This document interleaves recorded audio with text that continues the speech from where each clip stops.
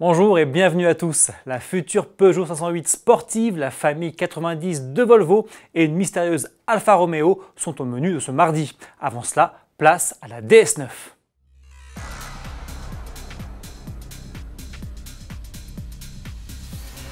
Je vous présente la nouvelle grande berline tricorps de DS, la DS9. Au menu, 4,93 m de long, 1,85 m de large et 2,90 m d'empattement, comme l'Audi A6, mais aussi une ligne de pavillon plongeante pour une silhouette de coupé 5 portes. Côté design, hommage aux anciennes, avec notamment ses feux de position latéraux posés aux extrémités arrière du toit, à la façon de la DS de 1955, ou encore ses baguettes chromées qui soulignent les feux arrière et se prolongent en sabres latéraux, comme sur les grandes françaises des années 30.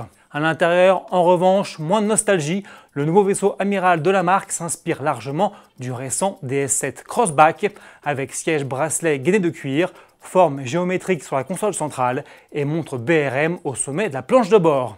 Mécaniquement, il s'inspire davantage de la Peugeot 508 hybride puisqu'il sera disponible au lancement avec la même motorisation hybride rechargeable de 225 chevaux pour une autonomie zéro émission comprise entre 40 et 50 km. Plus tard, le catalogue sera complété par un moteur PureTech Essence de 225 chevaux et deux autres motorisations PHEV, l'une de 250 chevaux avec deux roues motrices et une autonomie étendue et l'autre de 360 chevaux avec transmission intégrale. Produite en Chine, la DS9 sera commercialisée chez nous au deuxième semestre 2020. PSA toujours, quasiment un an jour pour jour après la présentation du concept 508 Sport Engineered, Peugeot donne des nouvelles de la future version sportive et hybride rechargeable de la 508 en dévoilant les premières photos de l'engin sur les réseaux sociaux. Il ne s'agit pas encore du modèle de série mais d'une version de développement comme le prouve la mention 05 Dev inscrite sur la portière conducteur. La ligne reste agressive et la motorisation mystérieuse.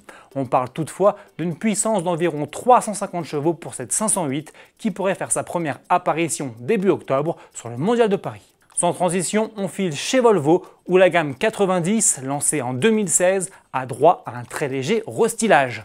La berline S90 et les breaks V90 et V90 Cross Country reçoivent de nouveaux anti-brouillard, un pare-choc avant redessiné et positionné plus bas, ainsi qu'un nouveau spoiler.